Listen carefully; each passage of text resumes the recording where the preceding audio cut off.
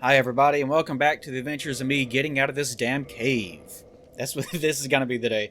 I actually almost left, but I started fucking things up so bad that I thought, I better just start recording right here. Because Ender cuts some earlier footage right now of me mucking about down here and, not accidentally killing a Black Knight, but I wanted to kill that Black Knight because I figured, well, he's not going to drop anything, and I'm clearing out this area anyway, so I may as well get rid of him. But then he ended up dropping out the Black Knight Great Axe anyways, so I ended up having to, record that, and that skeleton dropped on my head while I was trying to get that set up, and I panicked and almost got myself killed.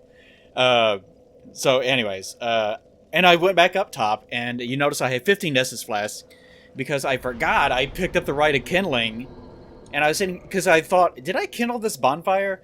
Then I noticed, oh, I guess I didn't.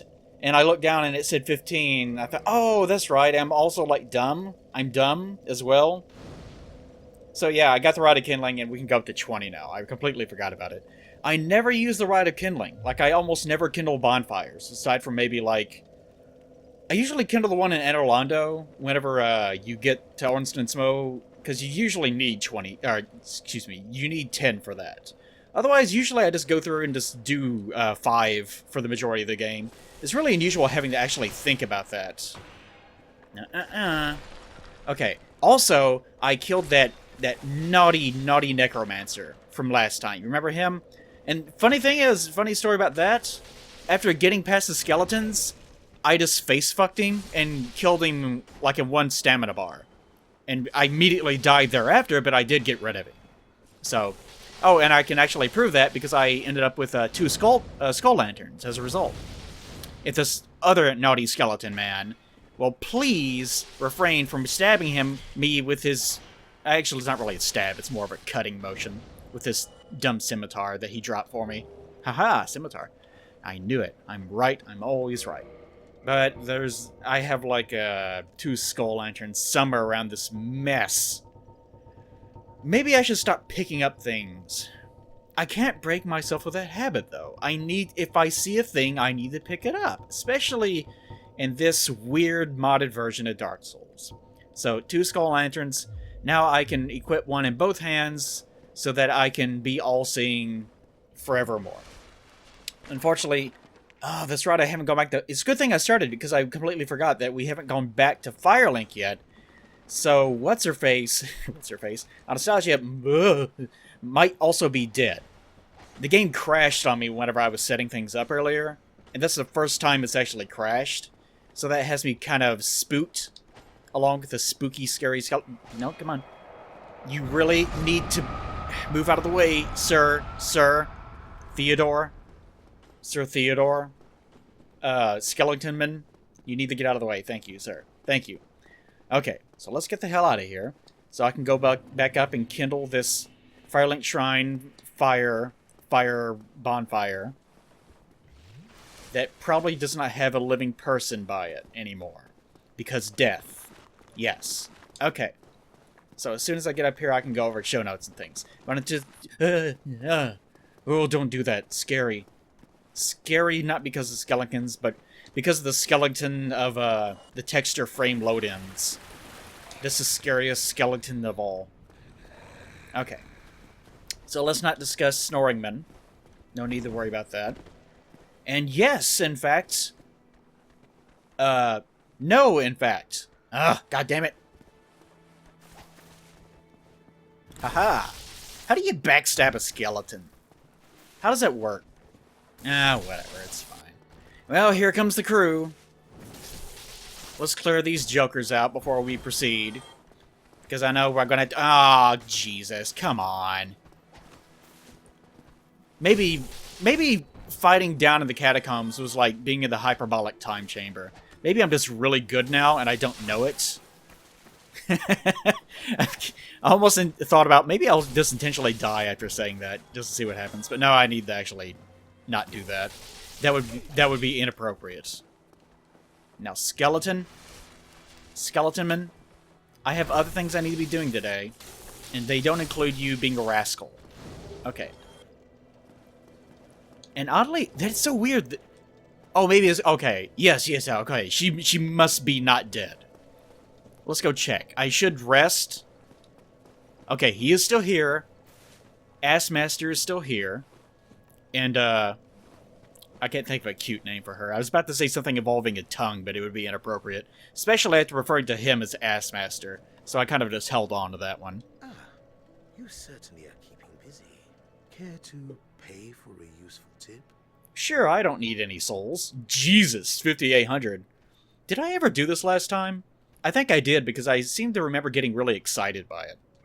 A wise choice. Yes. Eden Thurland and her followers recently arrived in this So land. I saw. She became stranded deep below the Catacombs. Oh no. Did they fall in some Followers doo-doo? fled, They shouldn't have been eating so much of it. lost to hollows. Gee, for fuck's sake. No, I'm talking. Not a bad tip. I'll say, You are cleric would be replete with humanity. humanity. I know. Okay. Sir. No. You've been very naughty. I was having a conversation with my friend. Alright. What were you saying about nubile clerics? That tip I gave you, I heard it from a Fleeing fleeing old man. That poor bastard. All his robes and trinkets won't help him now. Now, I remember talking about this before, because I remember laughing heartily along with him. It is pretty funny. I'll give him that. Because I remember laughing heartily along with Lautrec here. But that line of dialogue is actually from way before in development, when Petris did not actually make it back to Firelink, and you had to go down and save him from Pinwheel. Because that's what Pinwheel originally was going to be doing during its cutscene whenever you first see him. He was supposed to be, like, I guess doing experiments on Petris. But for some reason at some point, like, Petris' whole storyline and everything is really kind of fucked up. And there's all sorts of weird shit going on at it. Because they apparently changed a lot of it in between development and release. So, if you're wondering why exactly he says that, it makes it sound like he's in trouble, that's why. It's because originally in development, he was in trouble. But no, he's fine. Hello, Petris. Oh, hello. Hello there. Have you spoken with Sir Lautrec? Splendid. Yes. In the depths of the catacombs, Milady slipped off the giant's coffin and into a hole. Her two companions are no longer human, and the lass weeps in solitude. Right now, you could do as you please with her. You can almost feel his eyebrows Poor waggling. little purebred is entirely helpless. Now, imagine, like, of course, this is his, like, asshole moment where everyone's like, oh, how awful! But you remember, they were kind of dickheads to us, too. So this is where my whole thing about Petris, maybe Petris isn't that bad. This is where this is all kind of coming into play. Because remember, they're dickwads. And they're also upper class that presumably treat him like shit as well. Like, they especially treat us like shit. They just took one look at my sexy, firm buttocks, and goddamn, just look how fucking good I am. Even in this ridiculous outfit. By the way, I'm wearing this because I was trying to optimize my roll speed, and this is pretty much as good as it was gonna get, as far as poise and armor and everything else. Oh, you look really good, Freelid. Such a stupid outfit. It's so stupid. Why would they do that? Why would you take that and just put crystals on it? It's dumb. Whatever. I'm sure there's like one concept artist. It's like, oh, I'll put it in, even though it's dumb. You said it, buddy. Alright. So that's where that's coming into play. So, this is the part where I actually kind of like Petris. Like, I can't really, it's one of those things, I can't really condone what he did, but I definitely understood it. Like, imagine if, I'm not gonna say that. Imagine if,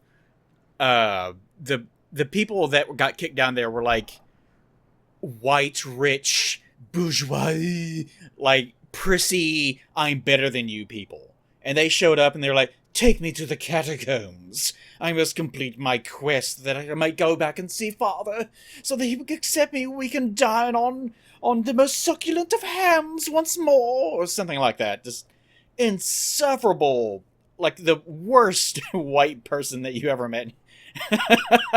I don't know why I'm referring to them as white people. I guess it's fun for me since I'm white, I guess. I don't know. But just imagine that they were just insufferable dickwads. So him saying, that, like, just imagine that Rhea is sort of like that. Oh, the little purebred is now down with her two hollow friends now. Especially knowing that the moment that they got down there, they thought, oh, we're hot stuff. Like I'm strutting right now. We're going to go in there, we're going to beat everything, we're going to do this thing, get the right of killing or whatever, and go back and be heroes. We're so fucking badass, stupid hollows, just so stinky. And then you get down there, and they just immediately, the doo-doo just fills their socks right away. Piss is just flying everywhere in a big tornado. Petris is like in the back, just like silently like laughing, barely able to stifle it. Because he's been here for a while, presumably he can somewhat take care of himself. And Rhea's to say, what's wrong? This is supposed to be happening. And then, of course, they get kicked down there by Meme Lord. And that's the end of that. So, I'm sure, like, if you view it from Petris's perspective, it's not really an evil act so much as it is just fucking hilarious. So, Petris. Come again. The effectiveness of the teachings depend upon your faith. I'm surprised he doesn't laugh after that. That would be a very good place to put a laugh. I wonder if he actually does believe in the church. Or if he actually... that's a very dark path to go down. As far as, like, do miracles work if you don't believe in miracles? I don't know. I don't fucking know. Okay, so, now's the time to go over notes. Where do I have anything Radley around here? I kind of ran out of... You know what? Here, hold on. Oh no! The Walmart bags are attacking! Oh god! Okay, those are my show notes. Show notes. Someone asked in the YouTube comments, what is your favorite alcoholic drink? I don't have one because I don't drink. Next question. Oh, there are no more questions. Alright, mission complete. Show notes over. Yay! I actually do have something in my show notes, but it's just like a topic for me for later. So, we're done! Yay! I asked what you guys wanted me to do. I guess I do have sort of show notes. You guys asked what I asked you guys where I needed to go. And you did actually answer this time. You were good boys and girls. You were very nice. And, one option I didn't point out is that we could go back to the asylum. And pick up that one item, because we did pick up the key that unlocks that door, remember? So that's one option I did not mention that you all forgot. So I blame you. Bad chat. Bad YouTube comment section. Very naughty. Very naughty, Mr. Berenice Knight. Naughty. Alright. But you did make it very clear that for some reason you wanted me to go in the forest. None of you, I think, really explain why. You just wanted me to. So, that's where we're gonna go, I guess. As soon as the frame rate finishes exploding all over itself. Let us exploding all over its chest because it's laying down and whatever it's... let's not go into that too much. Alright. God, that was fast. They even managed to kick me out of the bonfire as I was coming down here. Okay, oh, right. I need to check and see if I can level up one more time. I spent so many souls doing that stupid... Now I can't level up. I was about to say... Hold on, I'll do it right now. I was going to say that I was off whenever I started by like 20 souls or something from leveling up. And since I paid Lautrec for that thing that I already knew, just to show you that bit of dialogue, I can't level up now. Oh well. In that case, we'll just proceed on. And I will avoid you, because I think that you're probably still a bit of a handful. And it seems like I remember seeing someone comment that they had a really hard time getting past this guy and quit the game because of it. I guess I can sort of believe that. Maybe it was like a 4chan thread that I'm remembering. Yeah, it was, because he mentioned something about not being able... Oh, he lost something like 5,000 souls or something at the beginning. And I question, why would you lose 5,000 souls when a bonfire's right there? Anyways, that's a story that's neither here nor there. Completely pointless. Alright. It'd be fun if I turned around and that Tie Knight Demon was somehow skulking out of the door. Alright. Let's see. So one option was, of course, going to the asylum. This is our second option, going to Darkroot, which we'll be doing today.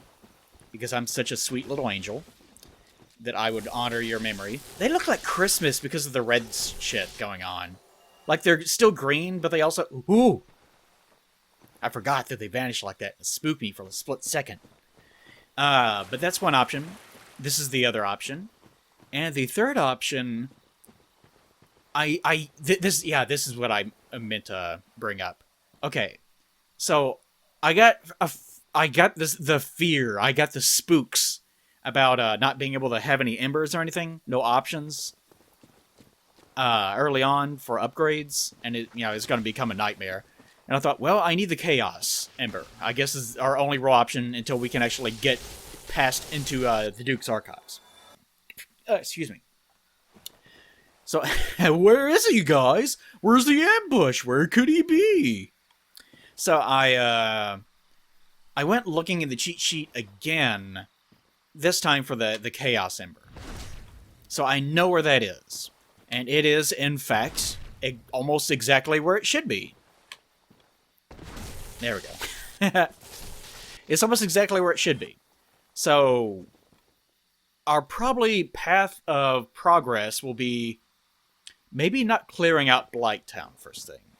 Maybe instead of clearing out Blighttown, killing a Quelaag, which will probably cause the bonfire to stop working now that I think about it. As soon as we enter Blighttown, that might be what triggers it. But regardless, that's what we need to do as far as progress goes. We'll have to go down there, kill her, and then go down into the ruins. And maybe cheese out the ceaseless discharge. I hate saying his name, it's so gross. And cheese him out. Can you imagine, like, if someone's watching and they saw me roll through that? Imagine, like, there's, like, one person in the comments that just throws up, like, they step up out of their chair and it goes flying across the room. It goes, "What? I never knew that was there! Wow!" There's probably, like, one guy. There's probably, like, one guy. Alright. So, let's see. Need to kindle this, I guess. I'll kill it at one time. I don't need 17 Estus flasks. I don't need 20. I don't even really like playing with that many. I never even use them. Pointless. Absolutely pointless. But this aggression mod is not going to alert him to my presence. Amazing. Now, I can't open this door just yet because we don't have the crest. So no need to worry about that just yet. This item over here... For a split second, I thought I saw something trying to emerge through the fog. Gee, I wonder if there's an ambush in here. Let's not do that just yet. Because otherwise I'm going to have to do that every single time. You can hear him.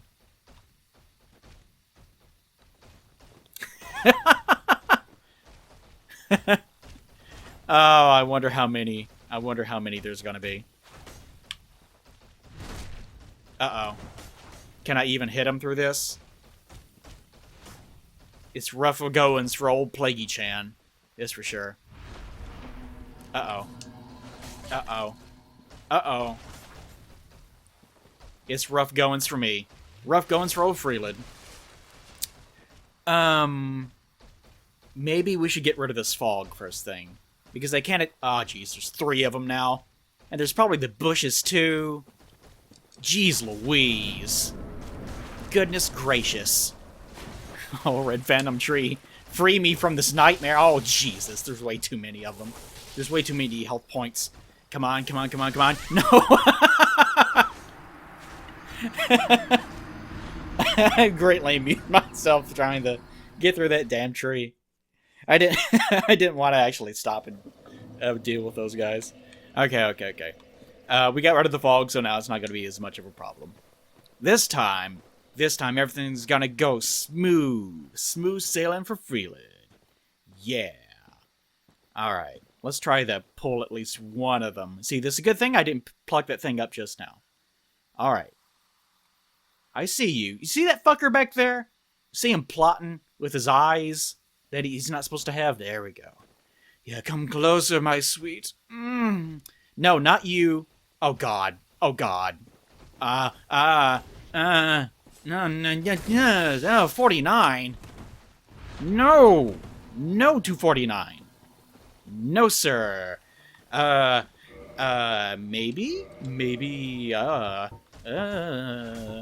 my divine club shall provide greater results. Maybe I will not be able to see what the fuck I'm doing. Oh, okay, I must have gotten hit by one of their little slow beam attacks. Damn it! No! No, sir! No, sir! My club does not produce better results. Come here, lemonade thing. I don't know what this is. What is this? What brand is this? What the hell is this that I'm drinking? What am I putting in my body? Lemon. It just says original, new lemon, sparkling lemonade. Made with real lemon juice from concentrate with other natural flavors. It doesn't have a brand on it. What is this? 70 calories per can. Alright. Not bad. Not bad, suspicious Chinese lemonade. Man, I can't wait to die. Alright. So, wait, did I just lose? Yeah, I did lose all my souls, didn't I? Yeah, it doesn't matter. Okay, let's try that again. Except this time, we won't pull 3 of them at the same time.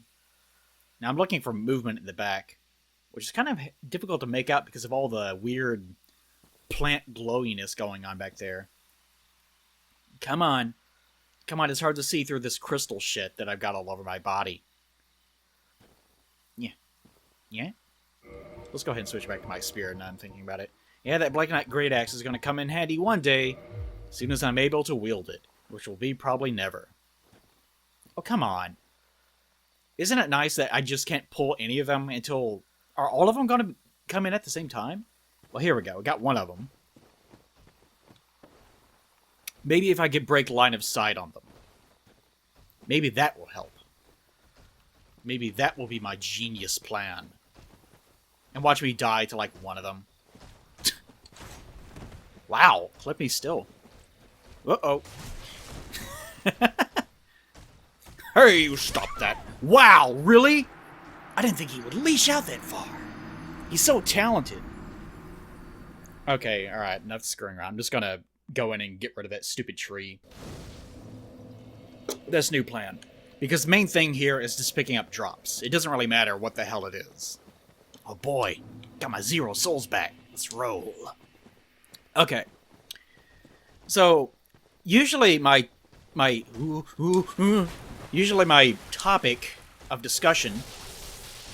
I better clear out some regions around here. I better clear... Oh, geez, some of them... The black... Oh, because they're phantoms already. There's 4 of them?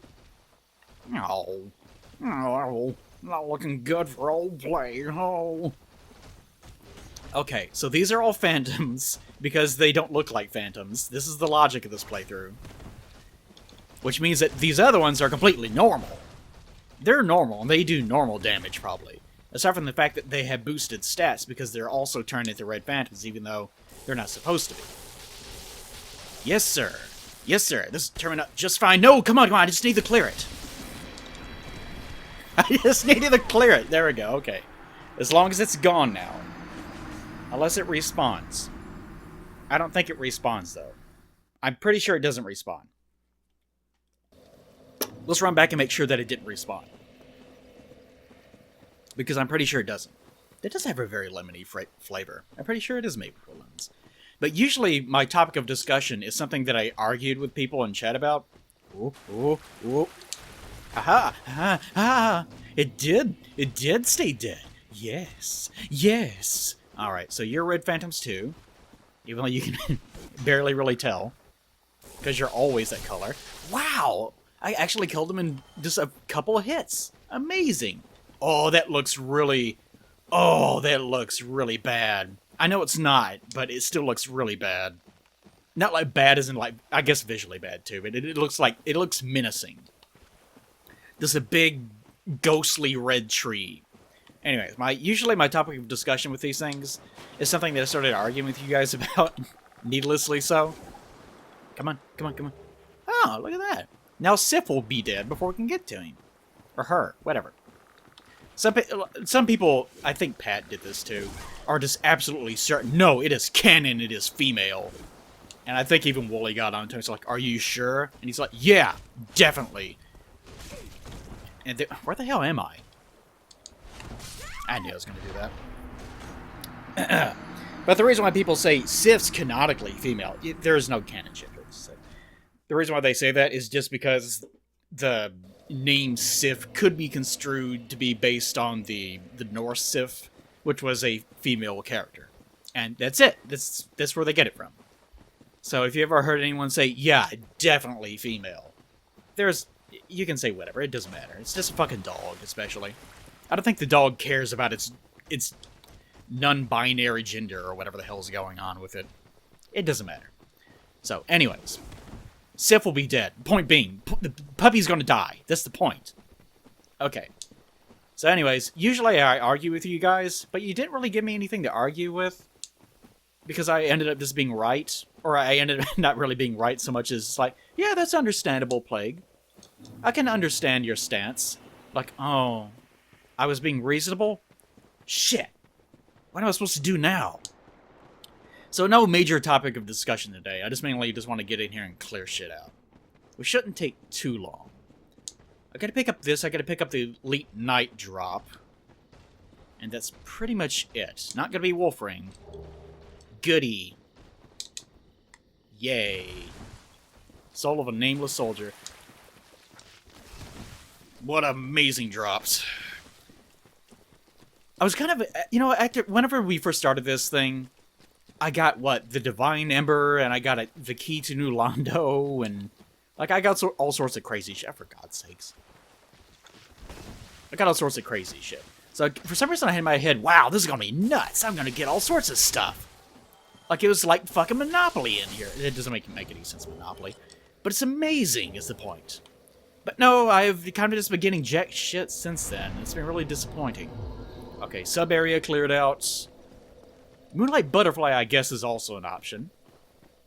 We could also do that. There's no real point in killing these dudes. Because, they're not really going to drop us anything. Gosh. They are rough customers. Yes, sir. Let's just risk our 460 souls and pick up a notched whip. Fantastic. Absolutely fantastic.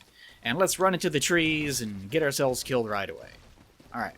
One more drop in here, and I think that is it. And it is next to this stupid snake thing that... It's a tricky one, isn't he? Solar Prawn out. Fantastic. Okay. Go. No. Okay, yes. You kind of know what you're getting into with this, don't you? It's so much faster to just ignore them. Alright. I guess I should have him... I kind of just want to log in. I kind of just want to play at this point, but I guess I should have a topic of discussion. The thing that's really on my mind right now is, my old beat-up car has gotten to the point where it's just kind of dead. It doesn't have air conditioning anymore. It's kind of on its last legs. So I'm kind of being forced into buying a new one. So I'm just kind of worrying about that right now. I have enough saved up to where I don't really have to worry too much about it, but, it's one of those adult life decision thing-making whatnots that I don't much care for. So right now, I just kind of need to just play and not worry too much about work.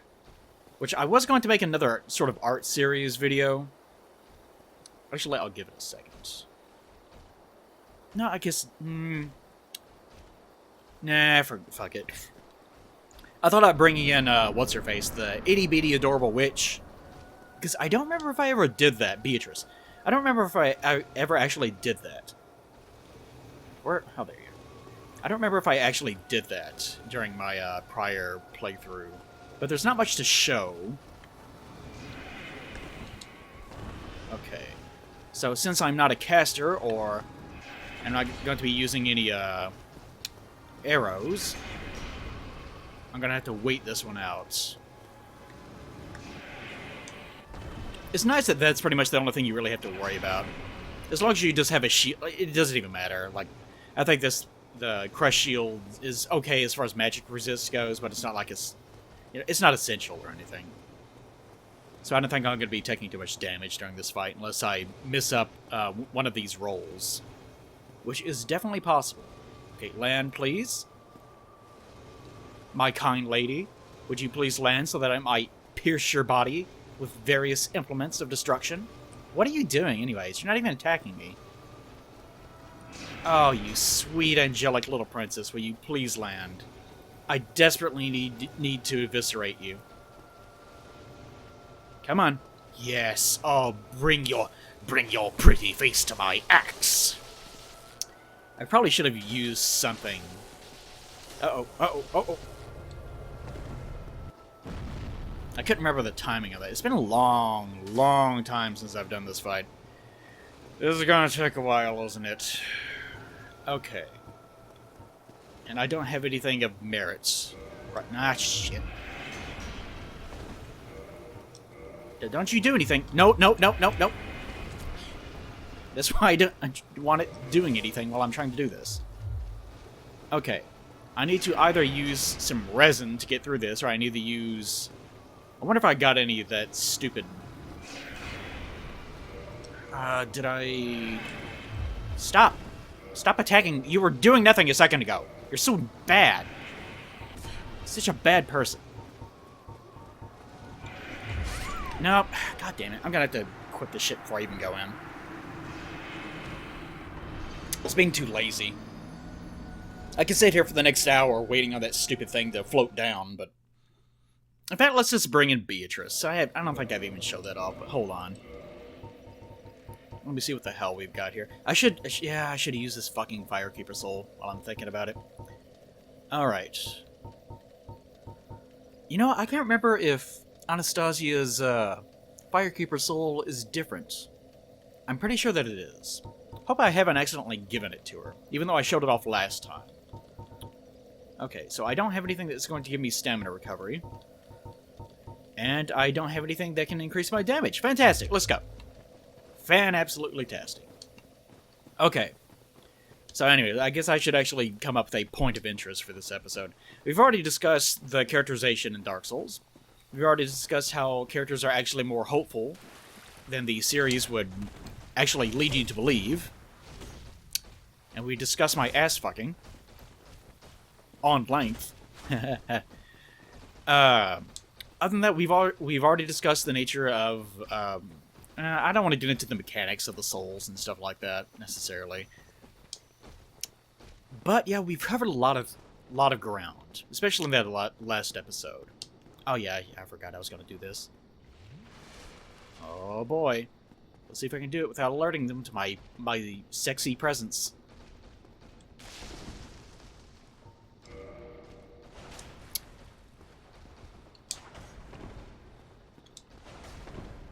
Aha, you like those expert rolls? Ugh, I sure do. Okay. This might be difficult because I don't know if I can get her out of here without getting herself killed. Okay. Don't, oh, no. My sweet angel, come on. Oh, why's it gotta be like this? Why's it gotta be like this? Okay, I don't think this is gonna work either. I guess I'm just gonna have to go up to that stupid butterfly and just sit there for an hour waiting for it to land. Because I don't think I do have a bow, I do. But it's gonna do, like, no damage. Oh, fuck it. Just fuck me. Okay, anyway, I guess I should come up with a point of interest. Alright, since we are in the Darkroot Garden, we could talk about Sif, we could talk about Artorias. Not really even point doing that, though. We could talk about the Moonlight Butterfly specifically. I kind of imagine the reason why the Moonlight Butterfly... We've already discussed that in the first playthrough, I guess, but... I kind of imagine the reason the Moonlight Butterfly is here is just for gameplay convenience. Like, they came up with the design. Come on. Oh, I hate the delay. I really detest the delay in getting Summon to come in. Now maybe if I actually just enter the fog, it'll enable her to come in one way or the other. See the butterfly? You really have to wonder exactly why... Well, I kind of know the reason why. The reason why Seath was coming up these stupid butterflies in the first place. It's not... The butterfly part is really the part that's more bizarre to me. Like I said, I imagine it's just the fact that they had the design on paper and they just were trying to figure out a way of shoving it into the game. Because as discussed before, Dark Souls was never meant to have any sequels. That's not really a debatable thing, it's just fact. You know, the sequels came afterwards. So it seems like the way Miyazaki works, he just kind of has resources and just tries to fit ideas in where he can. Beatrice, I don't think, is having much luck getting down here. So, when it comes to trying to make sense of things like the butterfly, you kind of just have to barely make sense of it where you can. And in the butterfly's case, Seath is experimenting as far as magic goes, which makes definite sense. Moonlight Butterfly is some sort of bizarre amalgamation of magic and, I guess, experiments on human maidens. But why a butterfly specifically, who knows? Sometimes... Did you die outside? Yep. I hope that didn't also boost the amount of health points this stupid thing has. I think it did. Fantastic. What a good idea it was to summon. Fantastic. So, why exactly this thing is a butterfly, I don't know. Sometimes there's little differences in, like, Asian culture that I imagine someone that was born there would be like, oh yeah, that's just a thing that creators do sometimes. It's supposed to elicit this because it's reminiscent of this other thing. Which is a way more pervasive... I don't want to guess I want to call it a problem, but you could see it as being a problem. In sort of Eastern culture, that they keep referencing things over and over again. So consequently, you get things that don't necessarily make any sense to Western audiences. But even to an Eastern audience, it's still kind of... It doesn't necessarily have to make sense, it's just supposed to elicit feelings. And, yeah, that kind of leads to a deeper point, I guess. I've discussed it in my prior playthrough as far as the difference between Eastern storytelling and Western storytelling goes. That... in Western storytelling, things happen for reasons. They have points. There is logic to things. Like... rolled in the wrong direction. The reasons for things in Western storytelling are definite. Like, this happens because so-and-so did this. This thing looks like this for this reason. Like, there's always a definite reason for things. And if there isn't, it bothers the audience tremendously. Let me actually... hold on. Excuse me. Yep, 80%, so that probably is the best it's going to get. I just wanted to check just in case. Gosh, there's so many. It's just a nightmare of items in here. And actually, I think the rest of these are just going to be attunements. Attunement slots and miracles. Fantastic. Ooh, and fire defense. That'll come in handy in this fight. Alright, so forget that. You guys remind me to get that item there, guarded by those meanie plants. If I miss those, it's your fault because you didn't tell me during this specific part, okay? Okay, so there's a different distinction between Eastern and Western storytelling. Eastern storytelling is more so this thing sort of looks like this. Therefore, it has these other correlations because we know you as an audience are used to seeing them. Lemonade time. So as a result, you see something and you're supposed to sort of create this mental map in your head of, oh, butterfly usually means this, as far as storytelling goes. Therefore, it does not need to be explained because I know exactly what it's supposed to be evoking. That can be... Ooh, that's weird. That can either be a problem, or it can be a good thing. Those things are going to be standing right outside, aren't they? I just realized, regardless whether or not I kill this thing or not.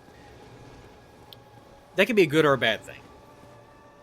Because one thing that Eastern storytelling is very good at is creating things like atmosphere. Gosh, this that over and over again? Is creating atmosphere. It's not going to use the other one at all. So if you get something like, I don't want to say that Asian horror is specifically better than Western horror, but I think it's a good example. Because I think most of the flaws with Eastern horror are mainly just problems with, the problems with Eastern horror are more specifically problems with just Eastern movie making, specifically, usually. I very rarely see it land on this side. Usually whenever you encounter a problem in regards to, that... It's kind of weird that it's not... Oh, there it goes. That usually whenever you encounter a problem with a Eastern horror movie, it's going to be a problem with just the bizarreness of how they shoot scenes, things like that. It's not necessarily a problem with the actual, with the actual story. So if you get something like a manga, I forgot that exists. That usually I just absolutely, I either don't fight this thing at all, or I obliterate it immediately.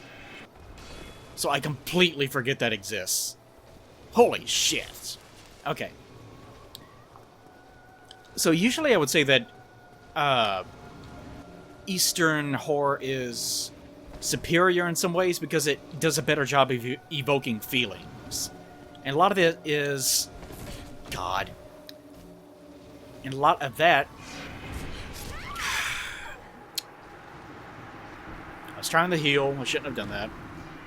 I thought, well, it used that stupid beam 4 times in a row. It might use it a 5th time in a row.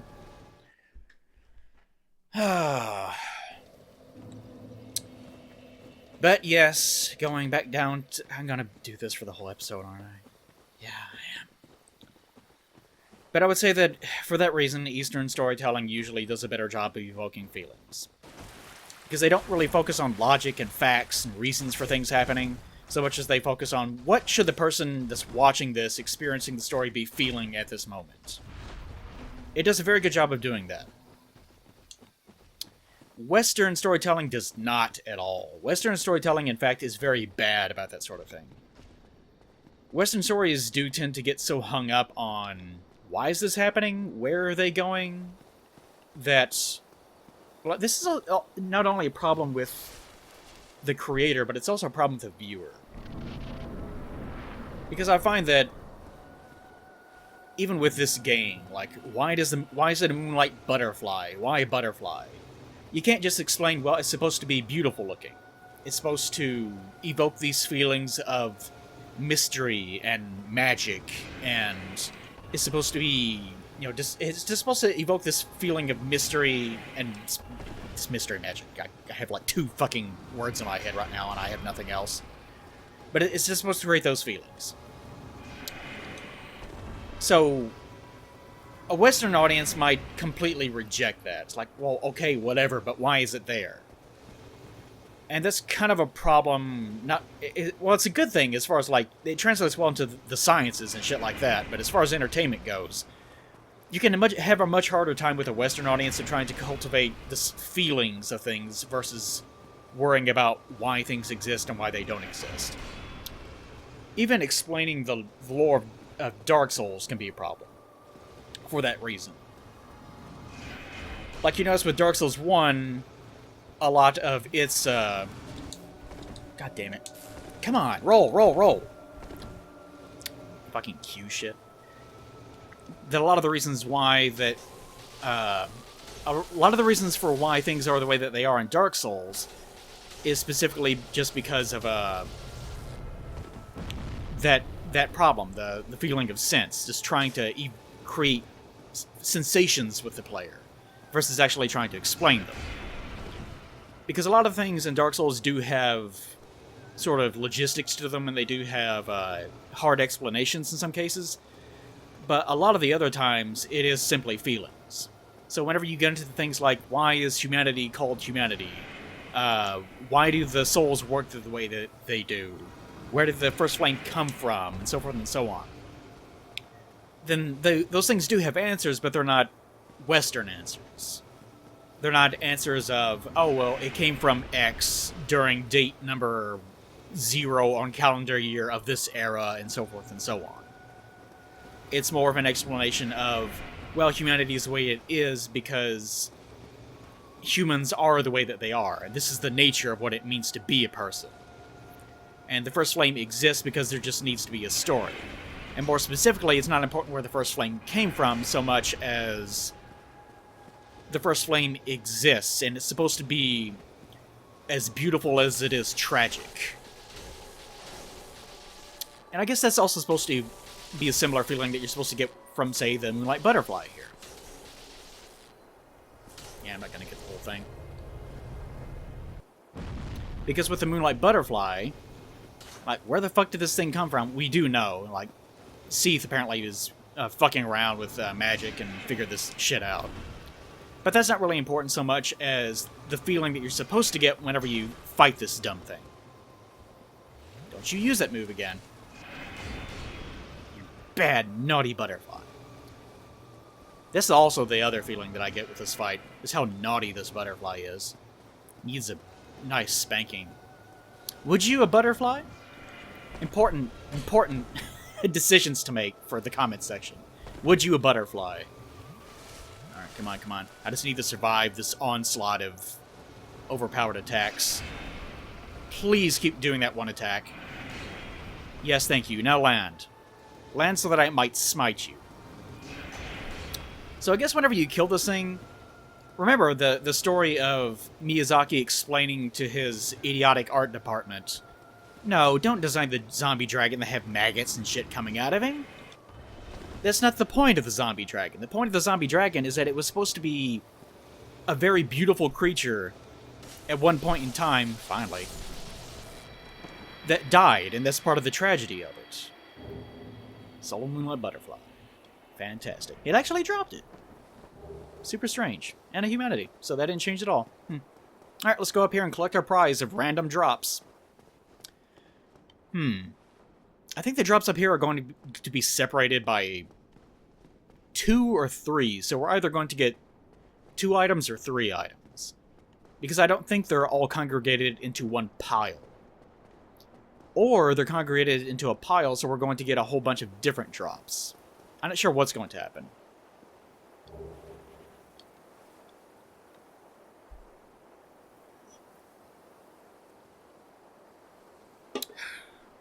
Now, normally, the game leaves you some homeward bones so that you can return back. But I have no such luxury. I actually have to go buy the damn things.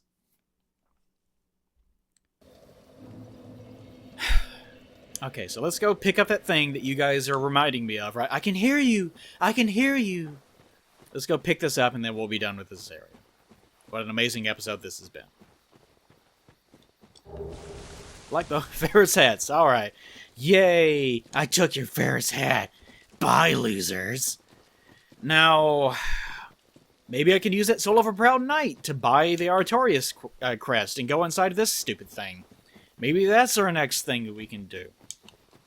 Okay, but point being with all that, whenever we fight the Moonlight Butterfly, you're not really supposed to be wondering where the butterfly came from, so much as you're supposed to be having this feeling of, oh, it's sad that I have to kill this beautiful creature. Like, I'm mystified by it, but at the same time, it's dangerous, so I have to get rid of it. And you're supposed to experience this moment of sadness of, oh, something beautiful has left the world. What a shame. I think that's more so what the boss fight is supposed to be about. Like, I don't think Miyazaki's thinking about it that hard. But as far as, like, designing the enemies and things go, I imagine that's how he sort of thinks about them. By the way, if you can hear beeping, that's probably my battery backup. It's been beeping like crazy lately for some god knows or what reason. So whenever he's designing enemies like that, that's probably what he's thinking. Like, this is mode of thought, and that's what actually matters. Okay. I wonder... You know, if I hadn't died and lost those souls, this might be a little bit easier. I think we'll be okay, though. If nothing else, I could always just abuse this poor butterfly soul and get myself items that way. Which I really don't want to do. I never consume boss items. Like, their souls, I never ever do that. Which I think in this case I might actually have to do. I don't like doing that. I guess it doesn't matter in this case. I didn't do it my last playthrough because I wanted the option of showing that shit off to you. And I normally don't do it because I like having them around for reference. But that's the main thing. Like if I later on want to look back at this, Soul of the mystical Moonlight Butterfly, which flitters in the Darkroot Garden. Special beings have special souls, blah blah blah blah blah. This butterfly soul is creation to see the scale. So it explains it there. You just acquire a huge amount of souls or to create a unique weapon. You know what? Fuck it, I'm not going to do it. We're just going to go back to the asylum. We're not going to go down there just yet, unless I somehow come into possession of a mysterious amount of souls. Maybe a friendly phantom will appear and drop something for me. Who can say? Even though we're playing offline. So, I think that's probably the best thing that Dark Souls 1 does, as opposed to 2 or 3. Like, I'm not going to get into this too much again, but when it comes to sort of cultivating feeling in the player, God, Dark Souls 1 does that pretty damn well. Ever so often I hear people say things about Dark Souls 3, about how emotional they got during... I'm trying to think of an example. Sigurd's thing, I guess, is an example? Like, some things that they might say that. It's usually people that started with 3, so they just kind of don't know any better. Or they barely played 1 at all, so they'd never had a formative experience with it. You're still here. So, and the reasons for that, I don't know. I should have upgraded my pyromancy while I'm thinking about it. But I wanted to come back here and upgrade this stupid Firekeeper shit real fast while I'm thinking about it. Sit down here so I don't die in the process. Loltrek, are you gonna help me? No, you're not. It'd be funny if he immediately popped up right now and killed her while I was watching. Alright. So that's done, so we don't have to worry about that anymore. Hello, boys! So I think that, like, Dark Souls 1 does that pretty well as far as cultivating that experience of sadness. Despite it not making, like, overt rational sense in some cases. Like, Sif is a great example. Hello. Sif is a great example. Because I want to make sure that... Okay, good. Because why, even if you go back and rescue Sif, why do you still have to attack him? What, or her, or whatever, I don't care. Why do you still have to attack Sif? Why do you have to kill Sif? I think I'll try to go back to the asylum real fast. Might be able to cultivate some experiences there. Some good ones, I'm afraid. But the main point of the fight with Sif, whether you quote-unquote rescue Sif or not, is to cultivate that experience with the player of sadness, of, I don't want to do this, I have to. What does this mean for me? What does it mean for the experience that I'm having? Like, it's not a video game boss fight. It's an actual experience that you're supposed to have. And that's what I like about Dark Souls 1. And that's what I like about sort of the experiences therein. Is, even though some of the boss fights are janky or whatever, they do tend to mean something, and I don't want to say most cases, but the more plot-centric ones do tend to mean a little bit more. Not even really boss fights, just major encounters, I guess. And I guess that would sort of amount to, like, Quelaag would be one. Ceaseless Discharge is another good example. Sif, of course. Artorias is a fine example, I suppose. Let's do the same trick we did last time. Even Gwen, the final boss fight of the game, you're not, in many players' cases, they're not even really sure why they're even fighting Gwen at that point. Because a lot of players just blow through the game and they treat it like a normal video game, so whenever they get to the end, they're not even really sure why they're there because they haven't been paying any attention. but because of the music, because of the way that the encounter happens, because there's no cutscene, there's no major thing telling you, video game boss, because there's none of that, then they just have this unspecified general feeling of anxiety and sadness that they can't really place. And they don't understand what it is. And I think that if Dark Souls has successes over the other games, that's probably where it's coming from. I personally don't get that. I especially don't get it from 2. I can sort of understand why people get it from 3. Let's see, how should I get souls in this area? Yes, I can go back up and, yeah, that's why I came here. I wanted to see if that drop contained anything. Maybe it contains 1 billion souls. God damn it, you little rascal. Using an alternate attack. Honestly. So whenever you run into that, I think that's what Dark Souls 1 does better than 3 in that case. And I think it could have been improved. Because I've already gone over that, how it kind of feels like to me... Actually, I don't know if I've ever actually explained that playthrough. But sort of my perception of the game series, I think I might have mentioned this, like a couple parts ago, is that it feels like to me that Miyazaki was trying to hit... Yeah, I think I did say this. Was trying to hit one out of the park with Dark Souls, because Demon Souls was a salvage project. And he was in charge of it, but it wasn't really his content for the most part. So when it came to 1, he recognized, oh, that they liked what I did with Demon Souls. Like, he wasn't president by then. Like, that wasn't even on the table at that point. But he understood, this is my first real chance as a real developer. I need to make sure that I absolutely destroy this. And so whenever you look at Dark Souls, it kind of feels like to me he put his heart and soul into it. Like, it had lots of technical problems, but it really feels like to me he was trying desperately to make sure that everything worked and that it was a good story. God sakes, I was hoping to be something. Can it not be something nice? Can we not just have a nice thing for once? Alright, let's try the kill the Black Knights, I guess. That'll be my next job. I parried that stupid Great Axe one to death. Maybe this time I can do the same thing. Although in this case, actually, I don't think I've killed... Yeah, I haven't killed anything. And I could go down and do the Asylum Demon, but I'm not sure how well that's going to work out. One or the other. Let me... Okay, no. They're not going to come find me. Alright. Let's head down here first, then. I think this is probably... No, let's start with this one, because that might be the safest one to start out with, as far as a lead. Alright, this is going to get rough.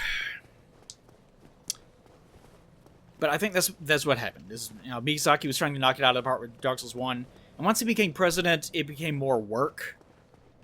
And he knew that 2 was not received particularly well, and I get the impression that's the reason why 3 was so heavy-handed with references and tried so hard to make sure that it didn't, like, invent too much in regards to new material for the Dark Souls universe.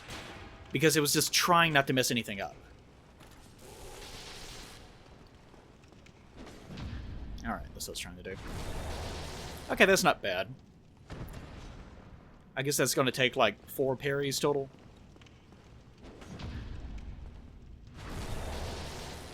Yeah, 4 total. Not counting the damage that I did already. 3... And I should be able to finish him off, the normal one, if he doesn't... Okay, that's a sword. Alright, that's good. Oh, look at that! Black Knight Sword. Thanks, sir. Thank you, sir. Okay, so that is done. No additional drops down there. They're 1,200 each. So as long as I do not die and lose all of them... I should have been paying attention. I don't really care about souls, but I probably... In this case, I should have, because I was carrying around almost exactly 20,000. And I'm sure that at some point I actually was literally carrying around 20,000 before I was not paying attention and lost all of them. But again, I don't really care, but at the same time I probably should. Let's see. There's that one there. There's the one... It seems like there's supposed to be 3 of them, aren't there? Or are there just the 2 Black Knights? I guess there's just the 2. It's just that there's 2 paths to this guy. So I tend to get them confused.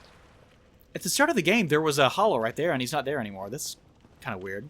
You know, now that I think about it, all the hollows that were here don't seem to be here anymore. I never pointed that out. I never really thought about it. That might mean that this guy killed them. Ah! Half parry. Hate those. Partials. There we go. Now, if I was smart, then I would be two-handing for more damage on these parries. But it's more so that I don't really trust the parries. I notice a lot of the times if you do two-hand, then sometimes it'll just perform a basic attack if your timing is just not absolutely perfect. Oh yeah, forgot. Well, no, come on. There we go. Do a rushing attack. Not quite. Timing was a little bit rough. God damn it. Hate it whenever that happens.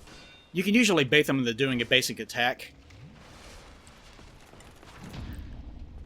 Under specific circumstances, if you manage to kick them or attack them through their shield. No, sir. No, ma'am. Too sexy for you. Yeah. Go freely. Go freely. Alright. So we're almost there to our goal of 20,000 souls. The last one should actually be super easy because the only thing I have to do is go back and kill that, respawning Bereniki Knight. The partisan. It's like an insult. How am I supposed to get into the painted world now? I didn't even consider that. I forgot about that too. I actually walked up, so like, well, painted doll. I don't have to worry about that anymore. You know what would be really bad? If the doll to the painted world actually was inside the painted world. Then it would be impossible to get in there. Boy, do the paintings make even less sense after 3. But that's a story for another time. In that case...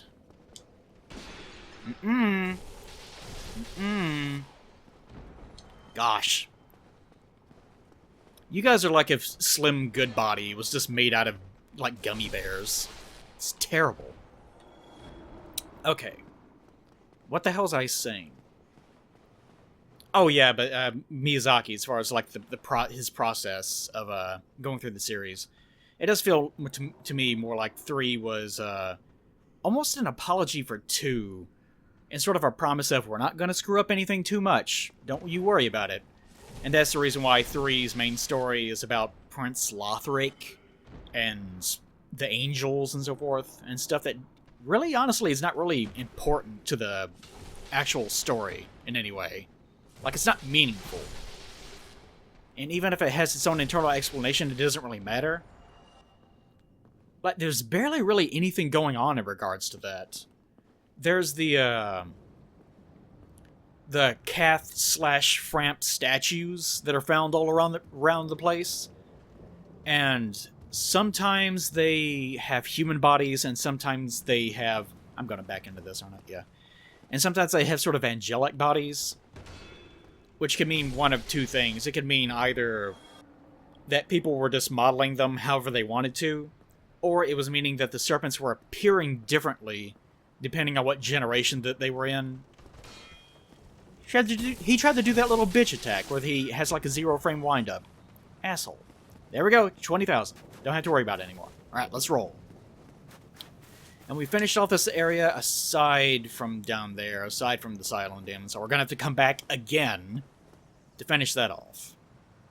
Now watch me... I was about to say, watch me fall off the edge because the prompt didn't show up. Actually, I'll probably die on the way back down the Firelink or something.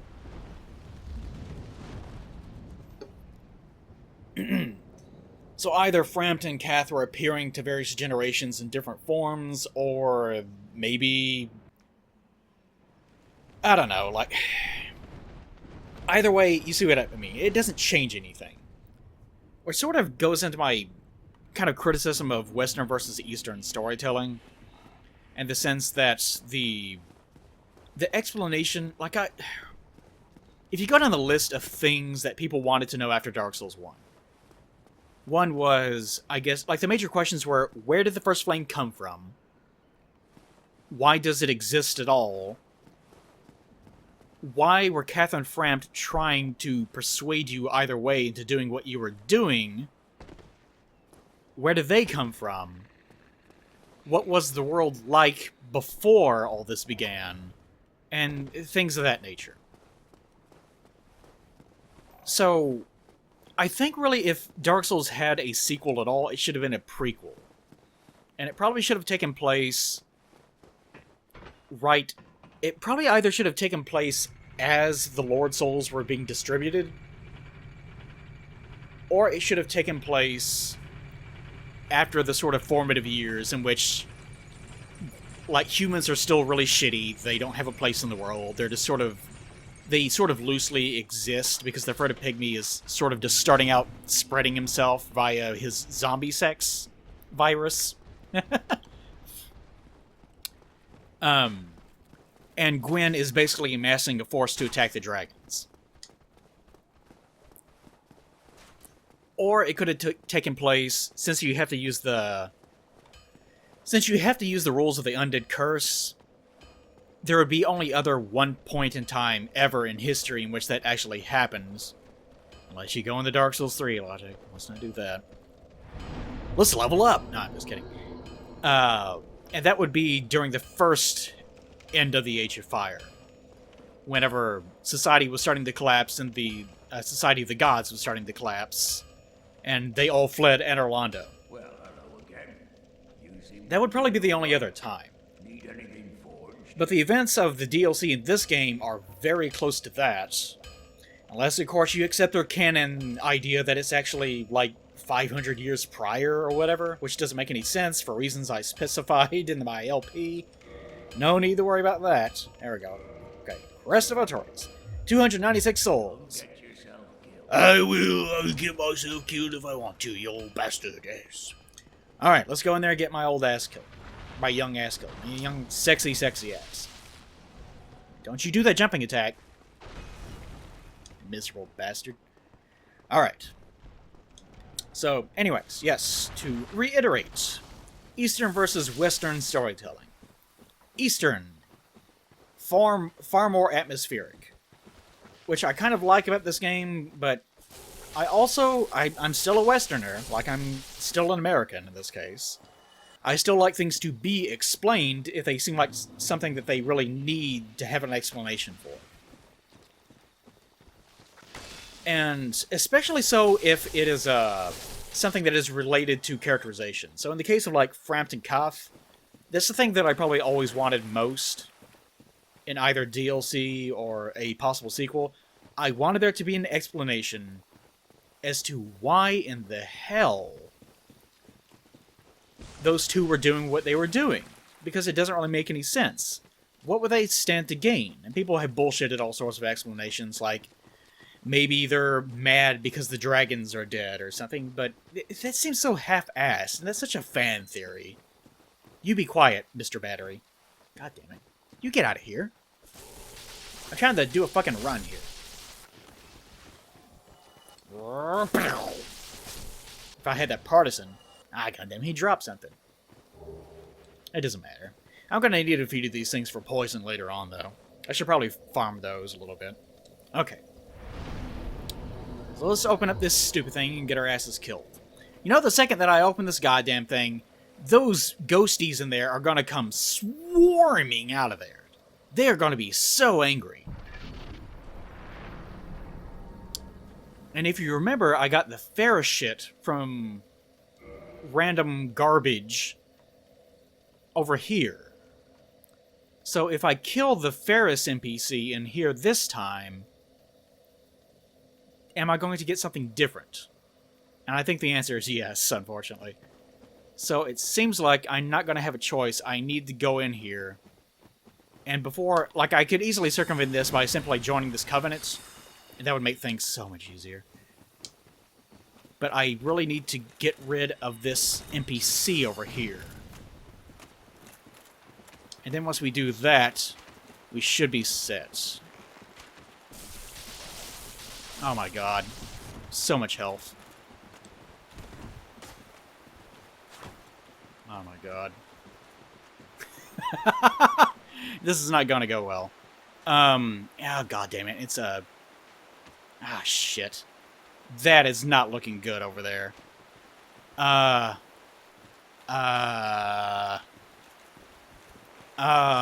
no. Oh boy. Oh, land negation. I can't even tell where I even am now. Let's not be here for a while.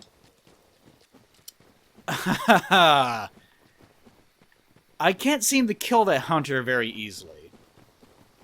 I could if I were isolated, but not when there's a billion trees and a billion angry NPCs. So actually, what I might be able to do... No, I better not talk to her. I don't want to upset her just yet. Hello! Hello, incredibly evil-looking Alvina. No need to be concerned about that. There's drops down here. Oh, lordy. Oh, no. Oh, Jesus! You're here, too? It's waiting! With its children! Watch this, kids. BAM! Oh my god, Daddy. That was so awesome. I'm sporing all over the place. It's probably because I ran past the area, and they probably managed to see me from that distance. That's probably what happened. Jesus! Well, there goes my precious 500 souls or whatever it was.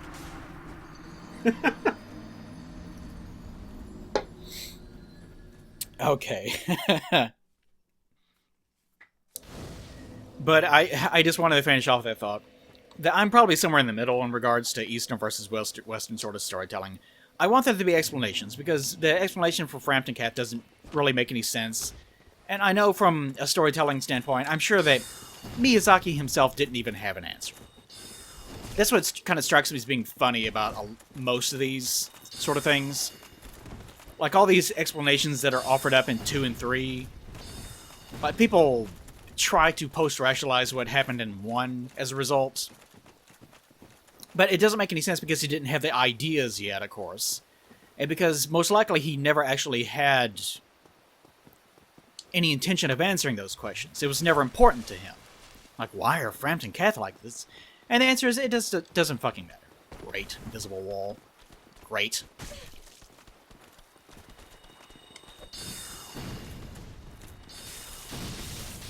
Yeah, this is not gonna work. Those mushrooms need to get out of the way. My only other option, since they're body blocking me, it's fine if they body block me, but it would just take too long to clear them out, and I'm being followed at the same time. So I'm going to have to take the alternate path down there, which means going down through the bridge. Which is going to pose problems. But anyways, I'm sort of in the middle. Because I really appreciate atmospheric storytelling. Like I guess a good example of that might be the Two Best Friends Play intro I did for this past Halloween. Where it was, like, people asked me, did you base it off of a movie or something? And the answer, of course, was no, I just made it up. It's not based off anything. But it's the thing where, it's Matt talking to Liam, but Liam doesn't actually exist.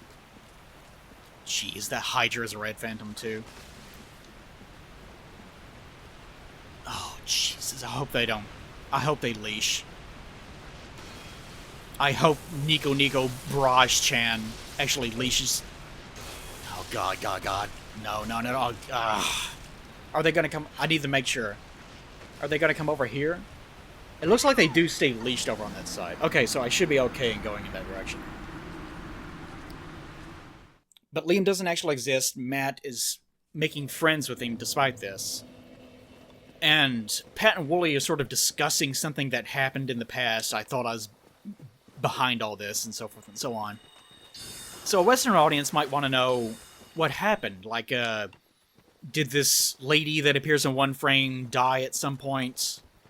Was she real? You know, they would want all these explanations like that. But the actual merit of that little bitty fake trailer and the story I sort of condensed into it is not supposed to be the details. It's just supposed to be the feeling that you get from watching it, which I think is good horror. Whenever you go into telling a horror story, you're not supposed to concentrate on the exact details of Jason died in year 1978 from the or whatever. Like, that doesn't really matter. What actually matters, don't you do it. Don't you do it, kitty. No. Naughty, naughty kitty. Okay, he's performing basic bite attack. Let's pick this up. So, Brave Warrior, thank you very much. Let's run away. Maybe he'll be kind and... oh god, they actually fell off the edge looking for me because they heard me. Oh, man. I just realized! Those ones over there are actually phantoms! Oh, this is rough goings. No, sir. Pick it up. Come on, open it. Open it from the side, please, my precious baby angel. Oh, sweet mercy. It's a red phantom baby. Red phantom baby mushrooms are everywhere. They are so angry. They're angry for daddy and mommy. What are you doing? Are you just gonna try the... What the fuck? What is going on? What is this magic? What is this atmosphere I'm experiencing? Blood Shield. Well, don't have to go to the DLC for that one. Oh no. Yeah, grab him. Grab him instead. Yeah! That's what I like. Like it when babies fall off the edge of their fate, their ultimate fate. Stupid, stinky, undead, foul-tasting babies, whatever it was I said. Alright. So one more drop over here. It's gonna be that. And I still have to get back over there and pick up the armor drops and shit like that. And I was avoiding talking to Alvina because I wanted to make sure that I could still kill that one hunter and get those drops, because those could be different. Did you guys just stop aggroing? You just stopped aggroing! You broke! What has happened to this world? This is so weird. I'm not gonna bother you. I am not gonna bother you. You guys are just gonna wait it out, and we're gonna be best friends forever, aren't we?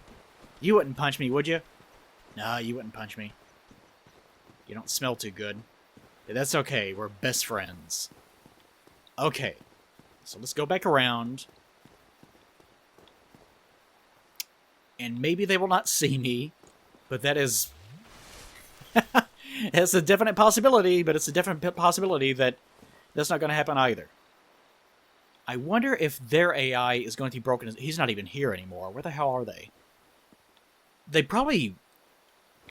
Maybe there were so many AI, NPCs leashed to me that the AI across everything in this world suddenly broke. Maybe that's what happened. He said as an arrow flew into his face. So maybe we'll get lucky and we'll manage to find her isolated. There she is. Okay. Let's play this very carefully. It's a good thing we can lock onto this fog ring shit. Okay, yes, come this way. Now the easiest thing to do would be to push this lady off. But I'm not sure if she's going to cooperate with that. Because the... Ah, shit, here comes more of these fuckwads. Okay. Shit, shit. Ah, damn it! God damn it. Got so fucking close. Then they all just started the... Ah, that's really... Ah, that's such a good setup, too. I was so close. I was trying to push her off at the last second. Just couldn't manage it, though. Damn it. That was super close, too. And now their AI is going to be reset and shit. Well, maybe let's just abandon that, and I can check the cheat sheet or something and see whether it was something worth getting. You know it's not going to be. It's just going to be another fucking soul. Why even worry about it? So let's just go talk to Alvina to reset all the NPCs. Because all that's going to be... Oh, that's right. Is it not so that thou Yeah, art that's right. Just walk away. Thou fared well to find me. That cometh thee not for Because the what's will his of face? Sir Shiva's drops are going to be different too. My advice True, forget this. Forget this. The legend of Artorias art none but a fabrication. That's why we're all guarding it, because it's a lie. Traversing the dark. 'Tis but a fairy tale. Have thine own respect. Go not yonder knocking for nothing, I say. Like, even the concept of... even the concept of the abyss and darkness are sort of... They're not really supposed to be things that you can rationalize. Like, where does the abyss come from? What is the abyss? Does Manus exclusively make the abyss? That's another weird question. Because in the later games, it's almost like the abyss has always existed. And there's a super abyss called the Deep, which you might say is like the waters that are below what we understand as the world in the Asgardian world. Oh, it's really rough. But it's just supposed to be, it's called the Abyss for a reason. It's just supposed to be mysterious, the Abyss. How weird. It's like it's related to humanity. So the whole idea with the Abyss is just the Abyss, humanity is so out of control that it creates a metaphorical abyss. And that's it. Like, that's the whole Eastern storytelling standpoint of it.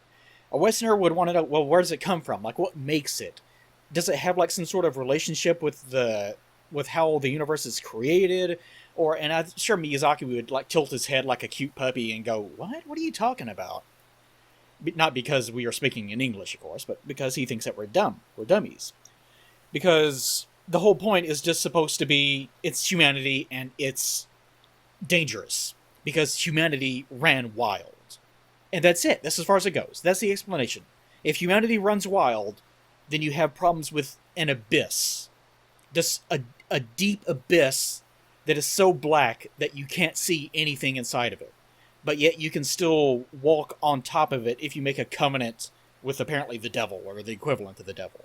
So that's the whole thematic point of it. That's the explanation for what the abyss is, as far as Eastern storytelling goes. Well, indeed. But we're not supposed to be worried about it because a magic cat told us not to worry about it. Nevertheless, I feel some liking. Yeah, I'd fuck you. I'm Alvina. You think I'm joking? Of the Darkroot I'll do it. Garden. I command a clan of hunters. You can't stop who me. Track down defilers of the forest graves. Yeah, I can tell. Say, wilt thou not join us? Oh yes, I believe we would suit thee well. What if people were like that? We just made constant cat noises. We probably just all kill ourselves. Probably so. Why do you have a bunch of shit all over your face? That's weird. Get out of here. I am very glad.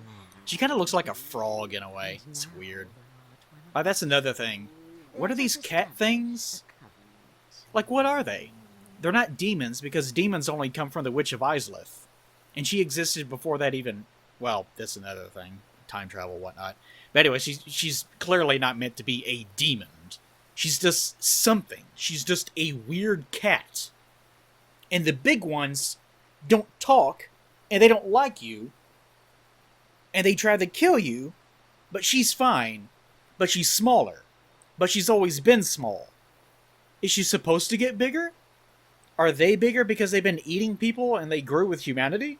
Did they lose their minds as a result of that? Like, what are they? Like, from a Western standpoint, asking this question, what the fuck are these cat things? They don't seem to fit anywhere. But as far as, I guess... Western, whatever I said. But as far as Eastern storytelling goes... Thank you, Battery Backup, for making random noises. As far as the Eastern thing goes, it's just supposed to be, well, it's a forest, and there's a cat in the forest. And she's weird. Because cats, like, as far as Japan goes, they're just, like, mystical creatures sometimes. I'm surprised that there's not a tanuki running around here somewhere with a leaf on its head, or some other stupid shit like that. So she's just supposed to be here because she's just supposed to elicit a feeling of both danger and mystery. And sort of, like, ancient magic and shit like that. And that's it. That's all it is. So let's join this ancient Japanese magic witch, evil maybe good, demon cat, frog maw, ultra super divine water bullshit. And just, I guess, slick off in the corner. And here, taketh This ring, it will help you masturbate feverishly. Oh, we actually got the... I would have laughed if it had been another soul. Taketh this ring, and it's like rubbish. Enjoy this ring, fuckwad. Thanks, Alvina. It allows for thine summoning. If mine senses reveal intruders, Well, I'm offline, so it won't. I will summon thee. Fend them off, sir. I wonder. I beseech only this. I shall summon others. Who We've will seen what happens whenever someone... work Hold on. tirelessly with thee. Thou shalt receive great reward. and Whatsoever ye shall pillage pillage will be thine own. a You get a lot of pendants. not so. Someone asked in my prior playthrough, how come you have so many pendants, Plague? Because they thought they were catching me like some sort of bizarre cheating method or something. And I had to explain, well, whatever you do the cat covenant, you get pendants as rewards sometimes. Have no doubt. God, how many rules do you have, Alvina? Enough for every tooth in your giant, horrific maw? Okay, anyways. What the hell? Oh, yeah. The one time that we got invaded during this playthrough with this modded version of the game, the other players seemed to be attacking random things. And I think because on their end, they saw red phantoms. They were attempting to attack some enemies. They may have been screwing around, I don't know. So something weird was going on their end, I'm sure. They were not seeing what I was seeing exactly. So I wonder if I put on the ring and I started invading people, what the hell would happen?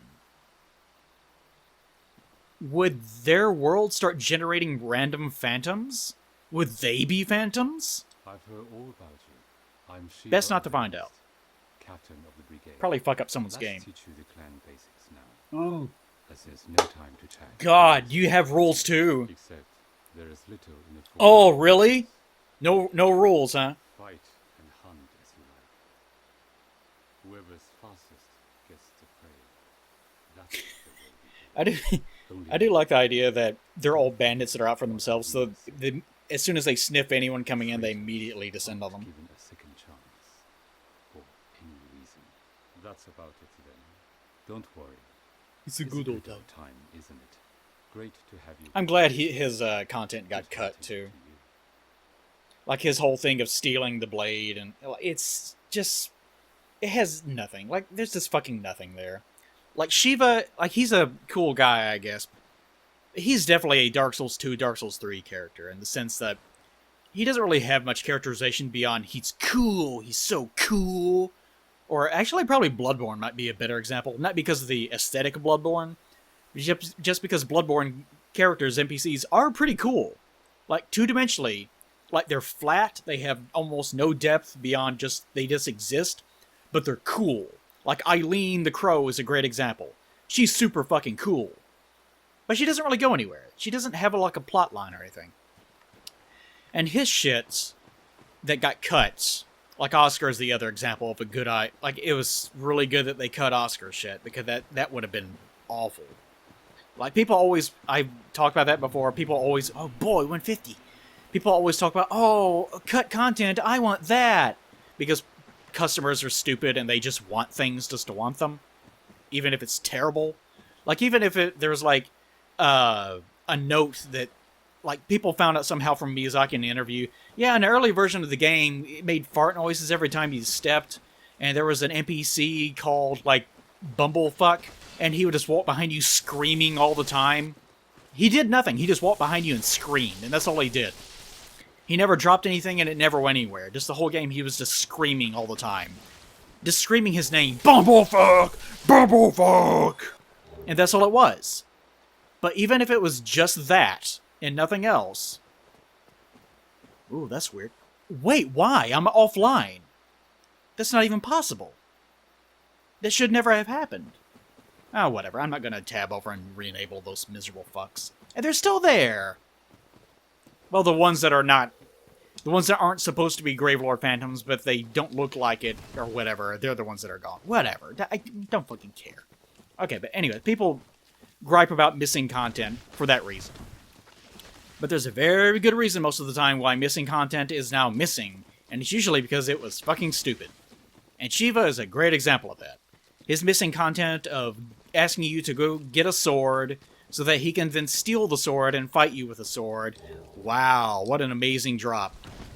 And what an amazing yarn for Shiva to spin. That he sends you to go get a sword, and you get the sword, and then he tries to use the sword to kill you, and that's it. This is amazing plot line.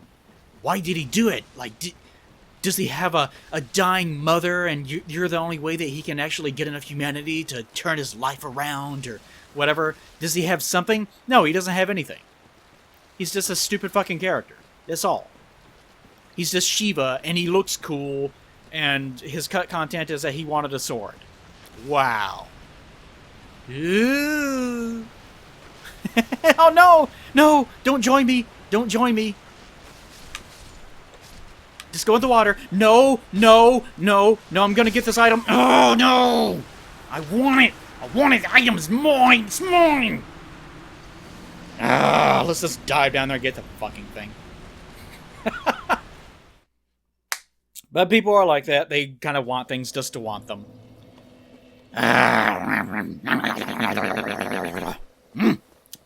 Okay. But one thing I do have in my show notes that is sort of distantly related to that, I've had it in my show notes for the past 2 parts, and I keep going over it and just kind of ignoring it. But I wrote down people not separating their favorite content from their favorite reward as a complaint that it sort of had. And I wrote that down because not of Dark Souls. Like, it had absolutely nothing to do with Dark Souls. You be quiet, Mr. Battery. I've had just about enough out of you. Gosh, look at this mess. Oh my god. No, please don't come over here. Please, no. I've had too many beatings, please. Okay.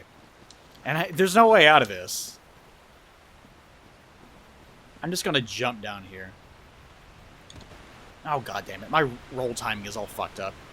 Okay, what is it? Oh, yay! Wait, no, not yay. It doesn't matter for me, really. Well, I guess it's fine. I could put that on. That would be mildly more useful than this stupid other thing. Okay, let's go. Let's go down here and get one-shot killed by this stupid Hydra. You're not gonna leave me alone, are you? And you might be more aggressive than usual.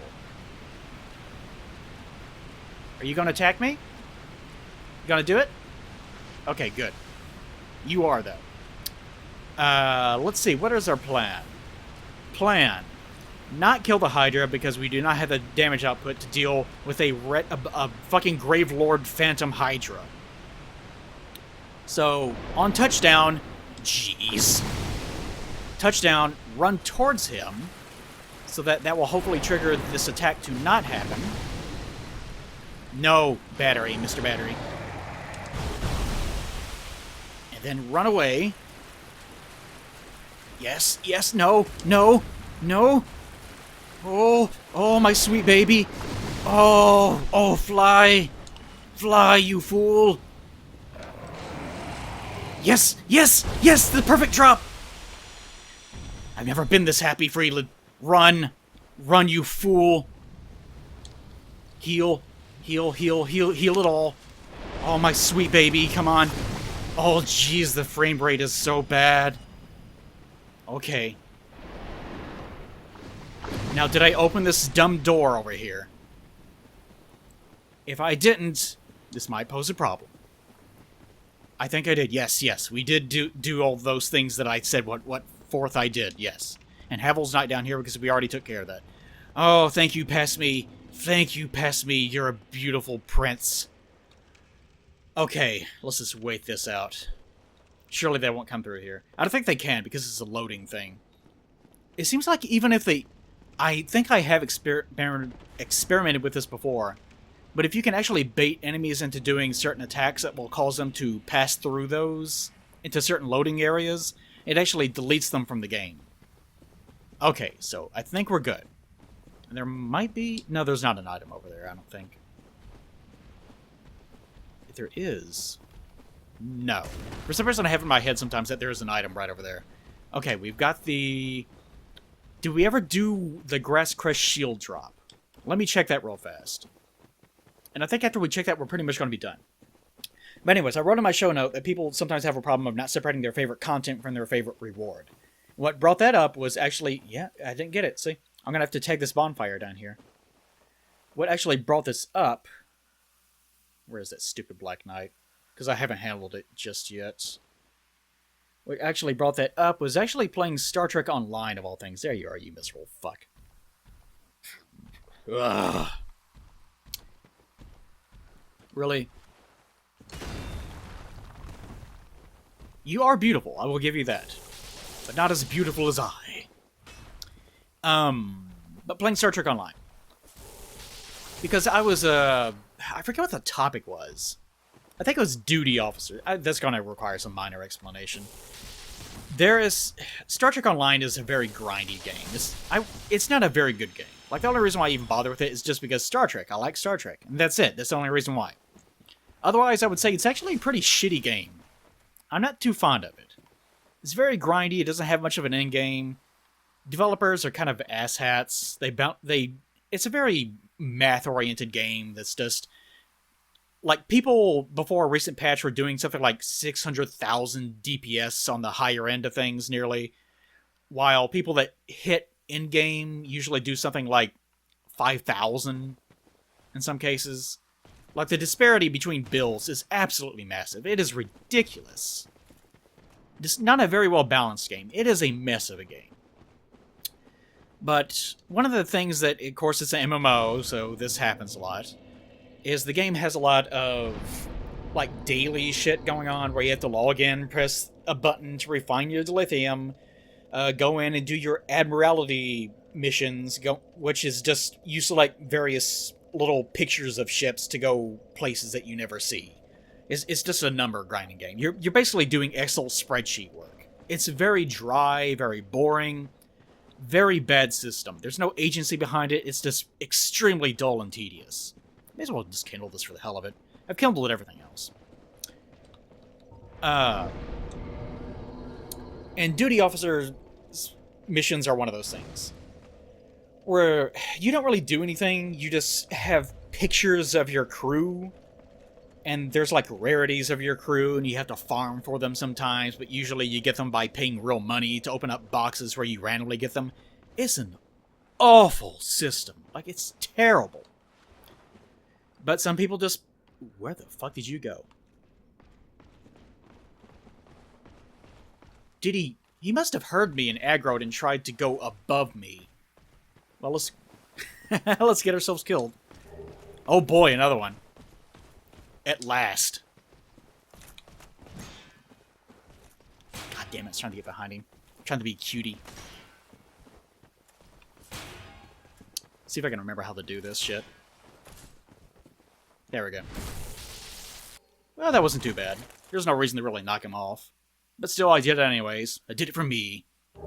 There we go. Whoa! What? How? He has a chance to drop the Black Knight Halberd. It's very low. It's like 15% or something, and I think the shield is 5%. But he always drops a blue chunk, I think. So the blue chunk, the Black Knight Halberd was guaranteed if it procced, and that's what we got. And the blue chunk was random, or was guaranteed, but was not random. So that got replaced with the pickup off of Anorlando. So all right. Okay. She's going to be a strength build, and she already has 40 dex. So we will one day, actually be able to use this. And actually I could use it right now, in fact, although there's not really a reason to. But still, that's a good drop to get, I guess. Yay us! And while we're down here, let's be even stupider and try to get the red tearstone drop, which could be anything now. Fun, fun, fun. Okay, anyways, duty officers. But it's one of those things where you log into the game, you go to your duty officer screen, and you go down a list of randomly generated quote-unquote missions your duty officers can go on, and you just click, do you want them to go on this mission? Yes, yes, yes, yes, yes. And there's just a big long row of them, and you just do that. And that's all it is. That's the whole system. It's just you going down a text list with their little pictures next to it, clicking and confirming that yes, you want to watch a screen have a timer next to it that lasts like sometimes 24 hours, sometimes 30 minutes, sometimes an hour. It just depends on what the quote-unquote mission is. Yeah, I'm not going to do this. I'm going to have to make a run for it. Let me just get this thought out first. And Red Phantom Undead Dragon still awake and still mad up there. So you send them all these things. It's a very dry, boring system. You don't actually... There's no gameplay behind it. It's just text-based, just clicking on things. And you have to do that every single day, and you gain quote-unquote experience for doing it. And you just grind up over and over and over again. The same thing, I guess, works with like the Emeraldy system, the Reputation system. Star Trek Online has all sorts of shit like that, and it is just awful.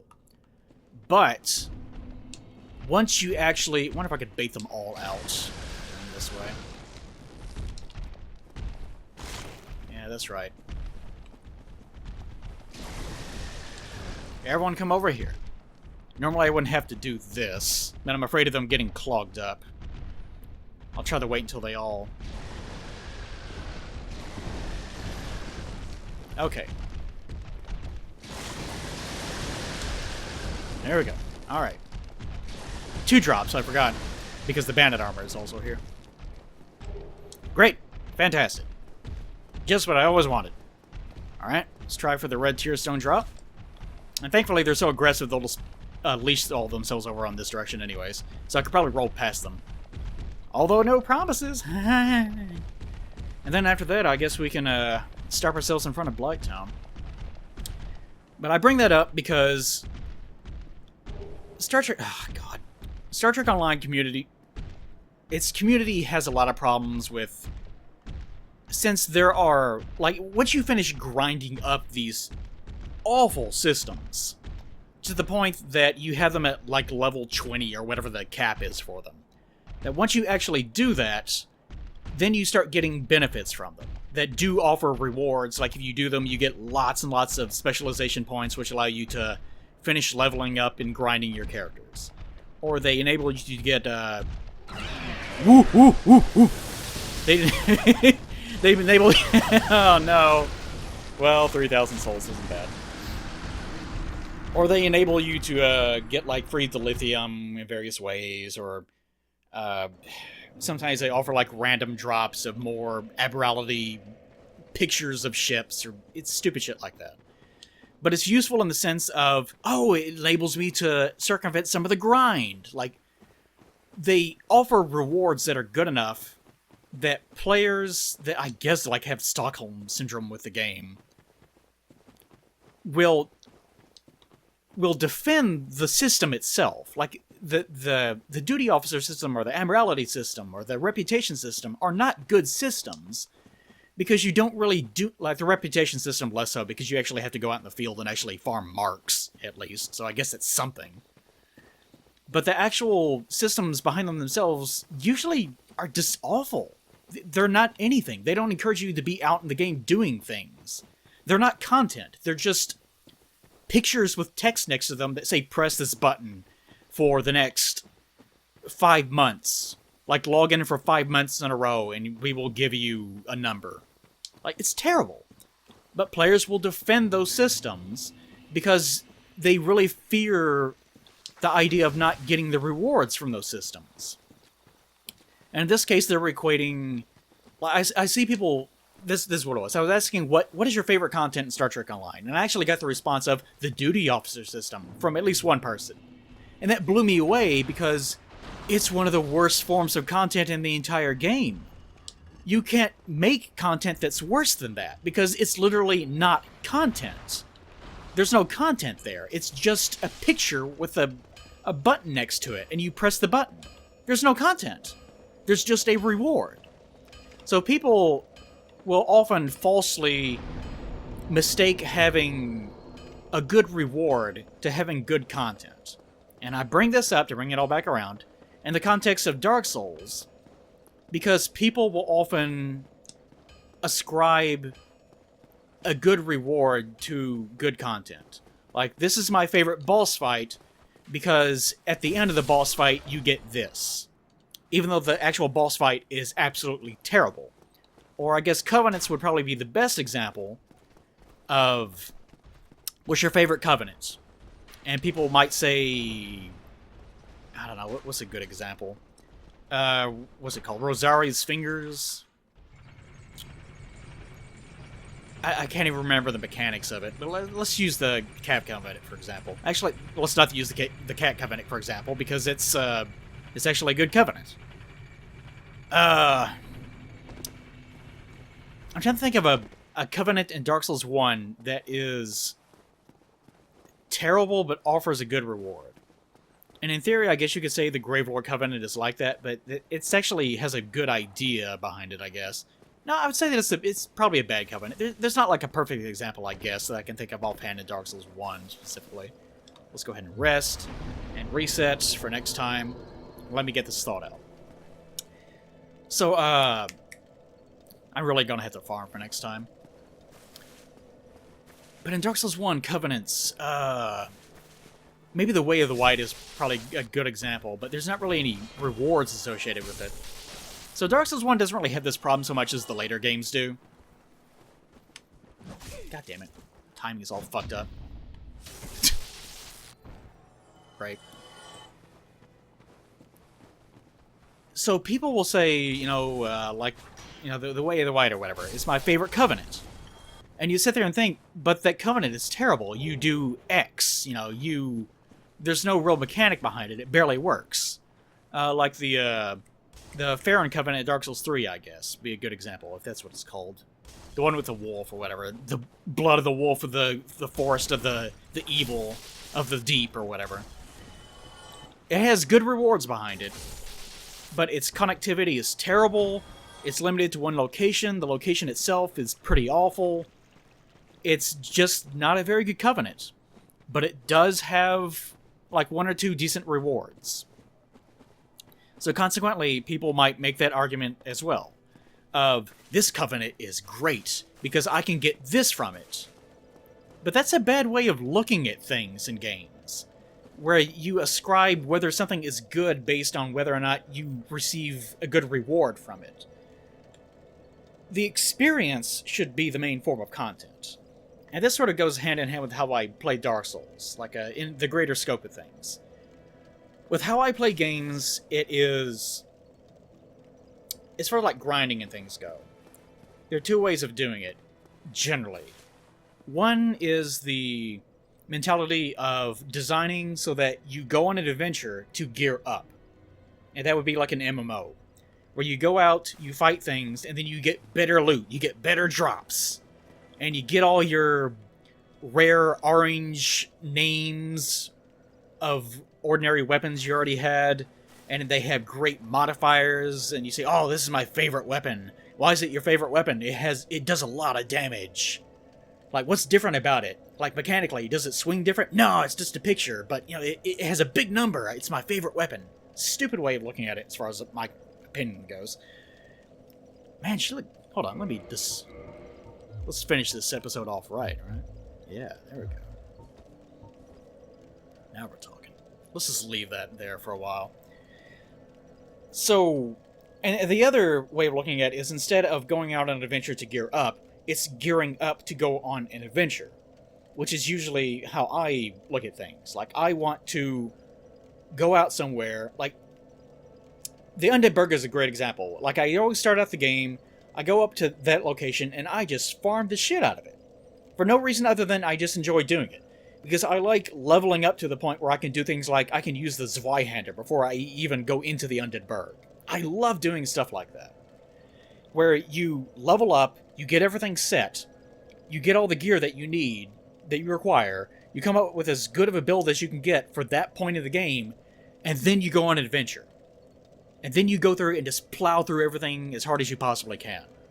And you try to optimize your run up to that point in that way. I really enjoy playing the games like that. That's probably my favorite way of looking at things. So whenever you force a player to do the reverse, where, like, Diablo does this too. I had an awful time playing the Diablo games, like up until even 3, where you always have this sense of, this is not my character. They don't look the way that I want them to, they don't have the stuff I want them to, they don't have the skills that I want them to have, they're not playing the way that I want to play the game, but you don't have a choice, because you're going on an adventure to gear up, and that's the whole point of doing it. Whee! And that's the whole point of doing it. And to me, that makes for an absolutely miserable experience, because I don't want to play that way. I want to be able to gear up and then go.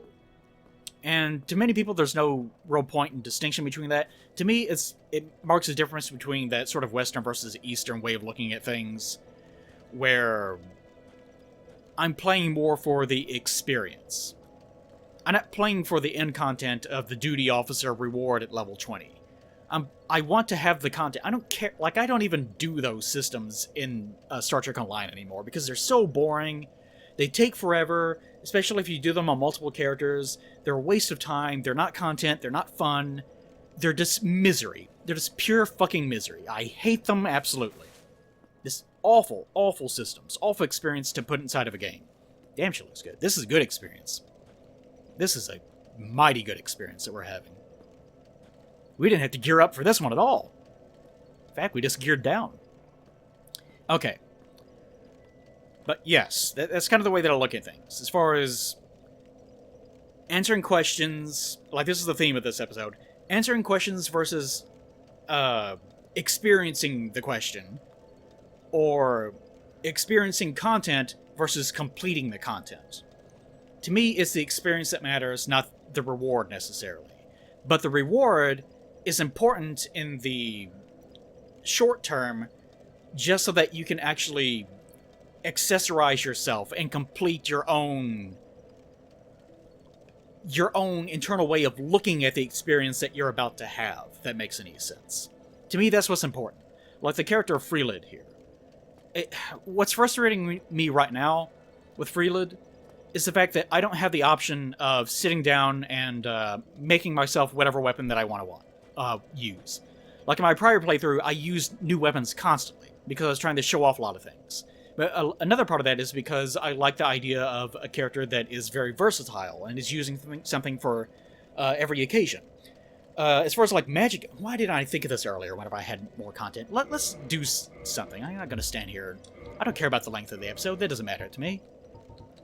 Let me just throw back on my dumb crystal shit and let's get going. Go somewhere. I don't care where it is. It doesn't matter. I don't want to go down the Blight Town exactly. I've already gone down the Blight Town, so yeah, well...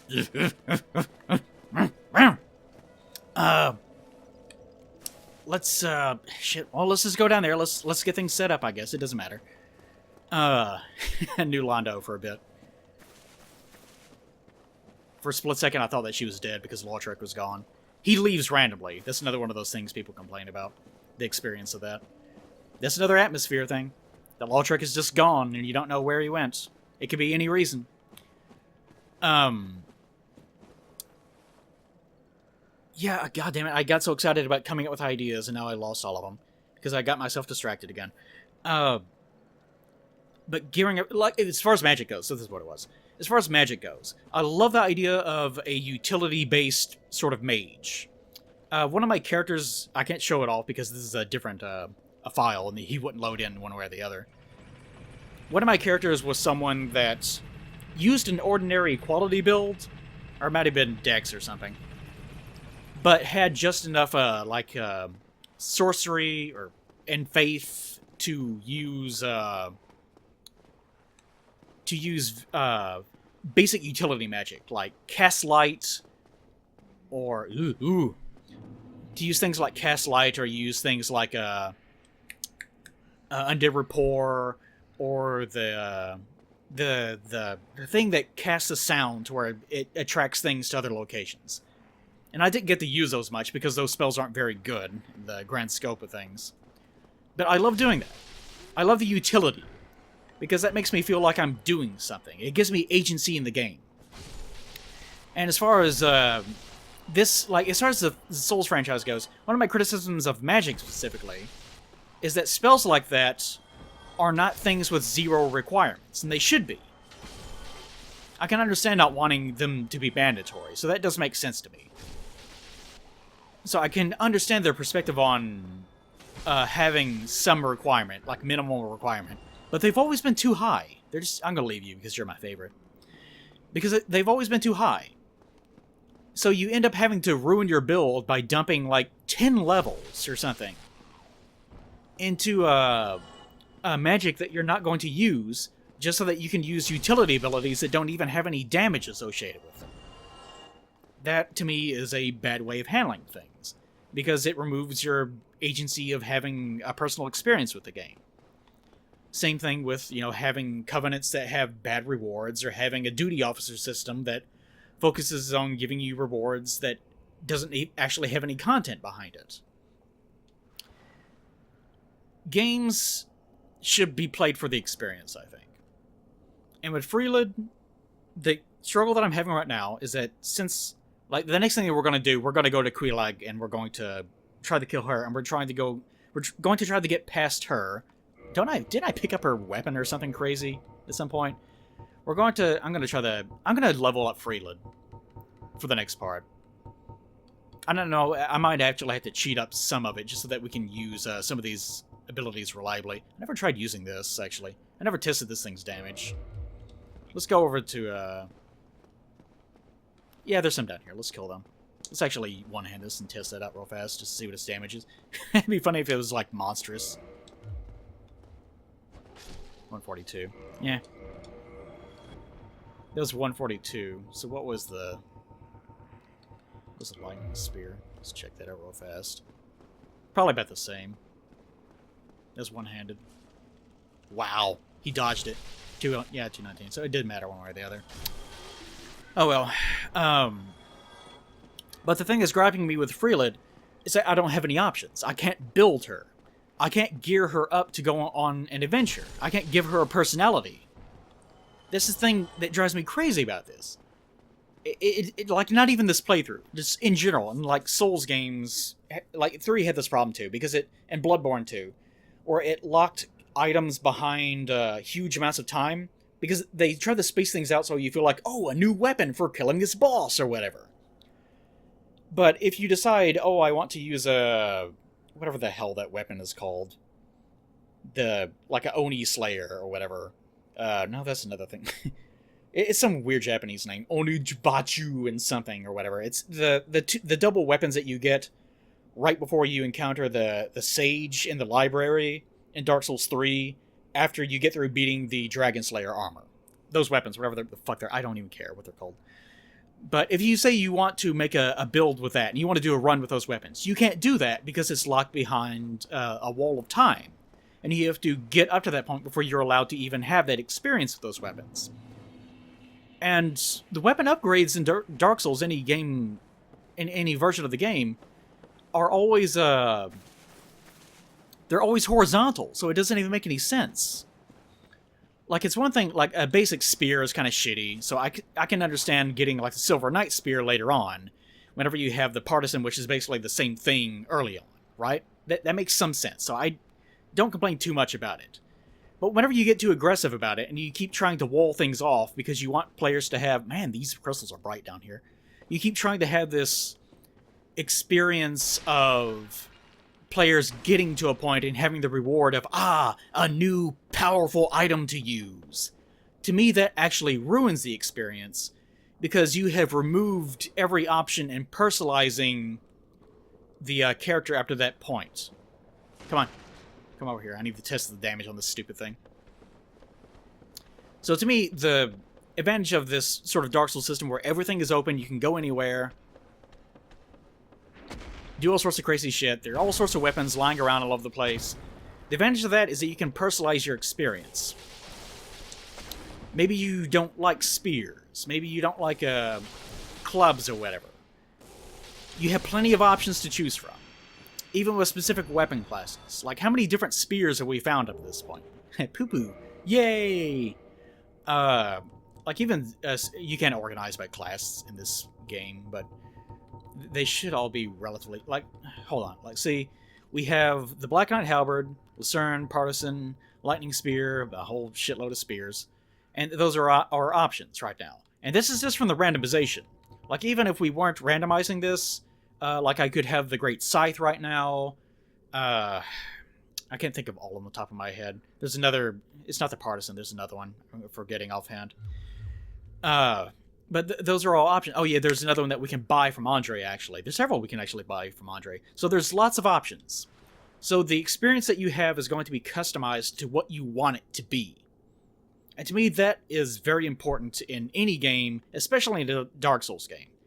So whenever you start removing those things because you're focusing so intently on giving players rewards versus allowing them to gear themselves up, you end up ruining the game. And I guess the same thing goes hand in hand with storytelling, since we're on that subject anyways.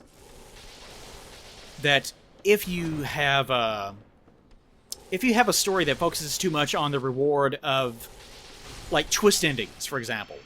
Twist endings, sudden revelations, pointing out, oh, it worked like this the whole time, and you focus so much on that, you ruin the story as well. Because what value does a story have if it has a twist ending? It has a value one time. And then, if you go back and watch it, if it's a carefully crafted story, where there's little bits of information hinting at those things beforehand, you can look at that and go, oh, there's actually all these things that were alluding to the revelation that happened at the very end, but I didn't pick up on them. And now everything makes sense. So usually there's like one surprise viewing, and then there's one viewing afterwards where you have this feeling of continued revelations of, oh, everything makes sense now. So it has like two values, and then that's it.